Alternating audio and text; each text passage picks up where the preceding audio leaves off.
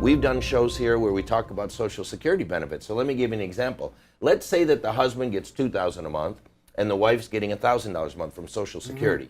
Well, if the husband dies, what happens? Well, she gets his, but what happens to hers? It's gone. Can she live on just one Social Security check?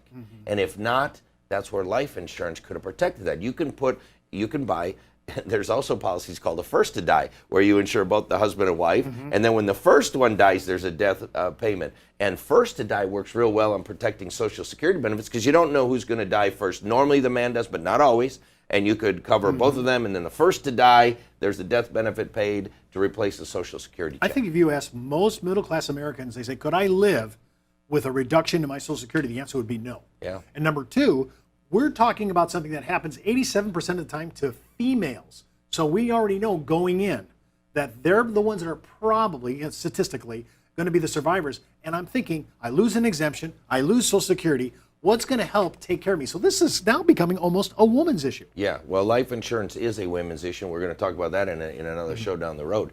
My point in all of this is that seniors can use life insurance to protect each other. I'll tell you another thing. A lot of seniors live a diminished retirement because they're worried when the man dies, if he's got the pension, then she gets a reduced pension. So they live a diminished retirement because they're trying to make sure they got enough money in case he dies. Well, the simple solution to that is buy a life insurance policy on the person who the pension is, and then go on and live your retirement. And if the person does die, then there's money to help the surviving spouse. See, life insurance is money. When we talk about what it's like, it's money. You get dollars for pennies. I gave my example that we bought $1 million second to die policy for $150,000. So for 15 cents on the dollar, we were able to transfer $1 million tax-free to our kids. It's time. Will you have the time to become wealthy? Will you have the time to grieve? Will you have the time that you need to do all the things that you wanted to if you die early? And so it's time. No other product in the world can do what life insurance does. I always say this. There is no other product in the world that can replace a life insurance policy. There's no stock or bond or real estate investment trust that on the day you die will spring up to be worth $5 million. Only life insurance can do that. Would you like to go to the bank or would you like to be the bank? See, if you've got a lot of cash into a life insurance policy, you don't ever have to go to the bank again.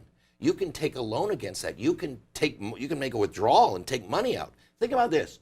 Walt Disney never would have been in existence if Walt Disney had not taken a loan from his life insurance policy to start the Disneyland and Disney World. We wouldn't have Disney without life insurance. J.C. Penney, there'd be no J.C. Penney if J.C. Penney hadn't taken a loan out of his life insurance policy to start the J.C. Penney stores.